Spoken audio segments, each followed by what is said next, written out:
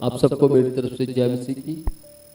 परमेश्वर के नाम की महिमा हो कि आज के दिन हमें परमेश्वर ने फिर से एक बार फिर हम सबको मिलने का अवसर दिया।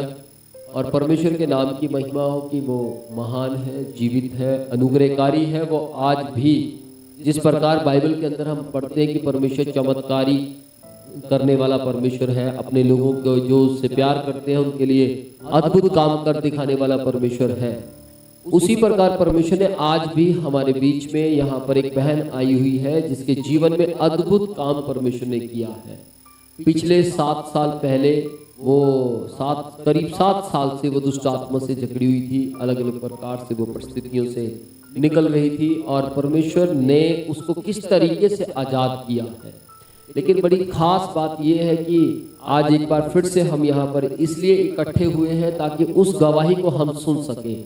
और वो गवाही मेरा विश्वास है कि हम सब के लिए एक बहुत बड़े छुटकारे का कारण होगी। वो गवाही हम सब के लिए एक तसल्ली का कारण होगी। हो सकता है आप में से भी कोई ऐसा व्यक्ति हो जिसको इस तरीके से 7 साल से या 8 साल से या कुछ सालों से इस तरीके की समस्या हो। आप भी किसी जादूगरी से या दुष्ट आत्मा से ग्रसित हो सकते हैं।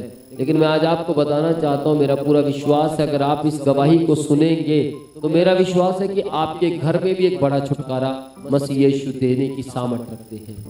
आइए हम इस गवाही को सुनेंगे। हमारे बीच में बहन नेहा है। बाकी की सारी चीजें मैं चाहता हूँ दिल से कि बाकी सारी बातें अगर हम इनके मुंह से सुनेंगे तो वो और भी हम सब के लिए आशीष का कारण होगी। आइए हम बहन नेहा से गवाही को सुनेंगे।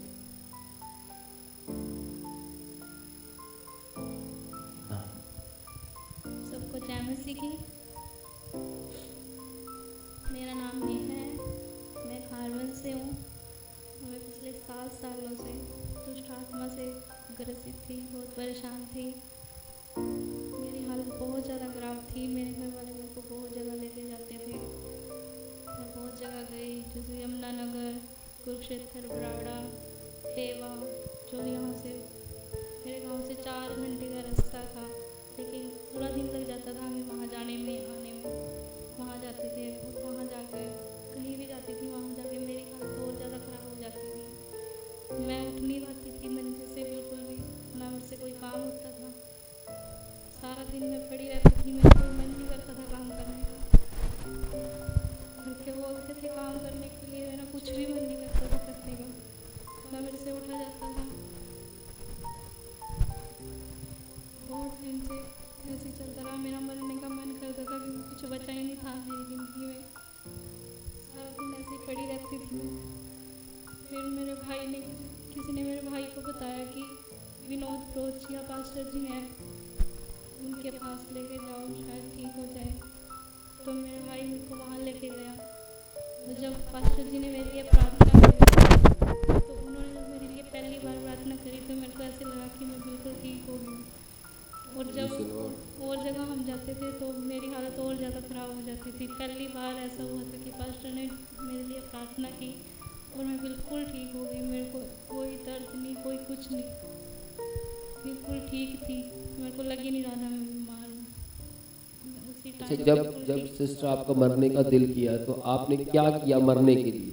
जब आपको ये दुष्ट आत्मा की प्रॉब्लम थी, आप कह रहे हैं कि मेरा मरने का दिल करता था, तो जब आपका मरने का दिल किया तो क्या आपने ऐसा किया? तो मेरा मरने का मन कर रहा था। मेरे को कई बार लगता था कि मैं फांसी ले लूँ। एक बार तो मैंने बहुत सारी दवाई पड़ी थी घर पे, गोलियाँ थी, पूरा कैप्सूल थे बहुत सारे, और मैंने वो सारे खा लिए। आप सारे कैप्सूल खा गए? हाँ जी। कितनी गोलियां थी लगभग?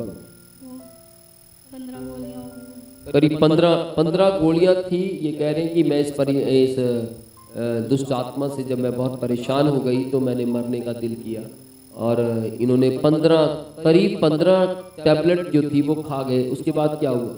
उसके बाद मेरी हालत बहुत ज़्यादा ख़राब हो गई, लेकिन वो दुष्ट आत्मा ऐसी थी, वो मेरे को मरने भी नहीं देती थी। अच्छा, आपको मरने नहीं दी। अच्छा, एक चीज़ जैसे आप कह रहे हैं कि जब आपने फांसी भी लेने का प्लान बनाया, कभी आपने फांसी लेने का प्लान बनाया? हाँ जी, कई बार मैंने सोचा कि पंखे में डाल लूँ। और कभी आपने पंखे के अंदर चुन्नी को डाला?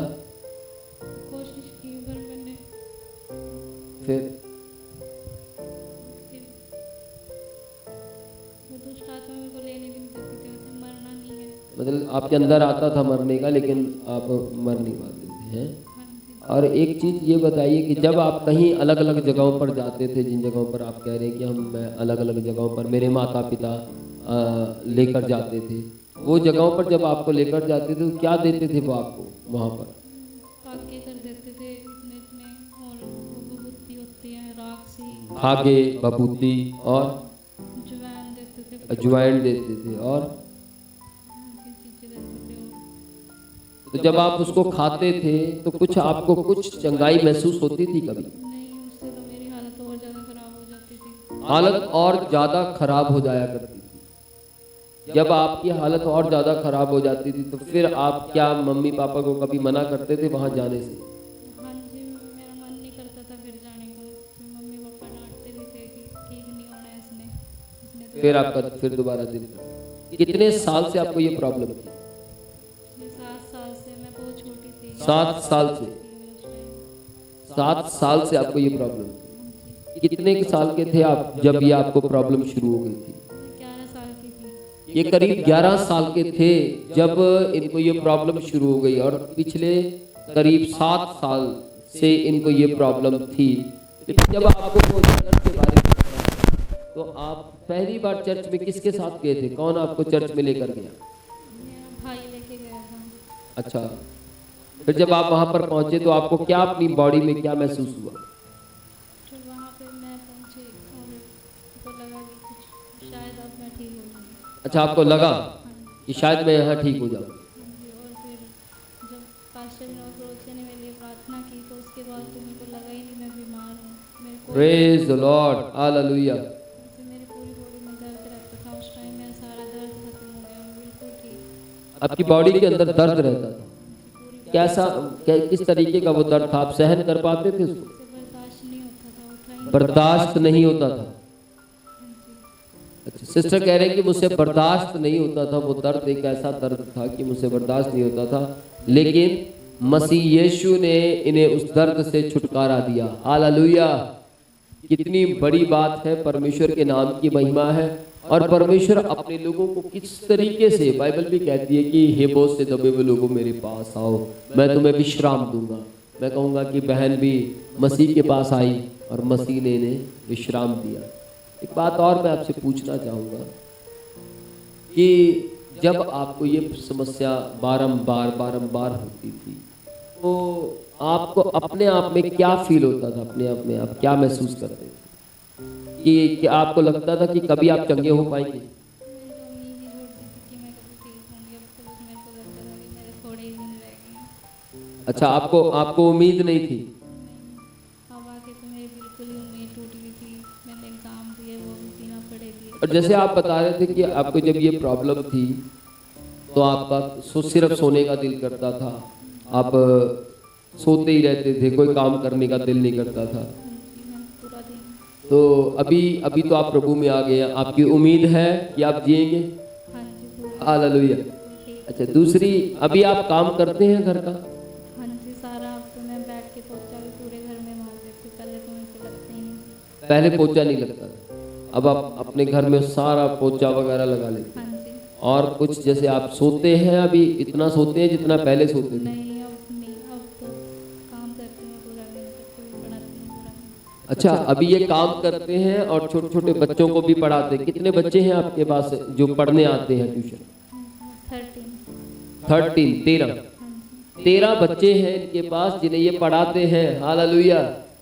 कितनी बड़ी बात है कि कहाँ तो ये खुद नहीं पढ़ पा रहे थे, आपकी पढ़ाई में भी प्रॉब्लम आती थी, हाँ जी। ये खुद नहीं पढ़ पा रहे थे, लेकिन कहाँ अब ये और बच्चों को, 13 बच्चों को ये पढ़ा रहे हैं आज के दिन में।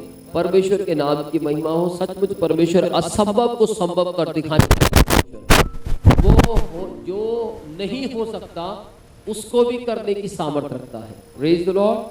तो परमेश्वर के नाम की महिमा हो कि अभी बहन बता रही है कि मैं अब अच्छे तरीके से काम कर पाती हूँ। जब आप पहले काम नहीं कर पाते थे तो आपकी मम्मी को कैसा लगता था? वो बहुत बोलते थे, गुस्सा करते गुस्सा थे? करते थे। हाँ, कहते थे ये तो वैसे ही पड़ी रही, हमेशा पड़ी रहती है। आगे क्या होएगा इसका। बोलते थे। तो अभी जब आप प्रभु में आए और आप चंगे हो गए हैं, है ना, अभी आपको कैसा लग रहा है कि मतलब आपको लग रहा है कि मैं बिल्कुल चंगी हो चुकी हूँ? हाँ जी, अब मैं बिल्कुल ठीक हूँ। जब आप बिल्कुल ठीक हो चुके हैं तो अब जब आप खाना बनाते हैं, रसोई में जाते हैं, मम्मी जब खाना बना रही होती है तो आप जाते हैं उसकी उनकी मदद करने के लिए, तो मम्मी क्या कहती है? तो कहते हैं ठीक है। अच्छा, अब इनको मम्मी को बहुत अच्छा लगता है कि अब मम्मी कहती है कि बहुत अच्छा हो गया, मेरी मदद के लिए खड़े हुए हैं। हाँ जी। ऐसे ही तो कभी मम्मी ने अब कभी बोला ऐसा?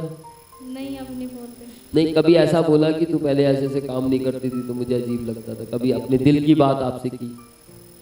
हाँ जी, बोलते हैं कि पहले बहुत ज़्यादा तबीयत खराब लेटी रहती थी, और अब ठीक है, अब तो काम करती हूँ। Praise the Lord. तो मैं एक बात बोलना चाहूँगा, यहाँ बहुत से लोग हैं जो बैठे हैं और आपको देख रहे हैं, बहुत से लोग, आप जो बहुत से लोग ऐसे हैं जो यीशु मसीह पर विश्वास करने के लिए इच्छुक हैं और अपनी बीमारियों से, अपने हालातों से छुटकारा पाना चाहते हैं, आप उन लोगों के लिए क्या कहना चाहेंगे? किस तरीके से वो छुटकारा पा सकते हैं?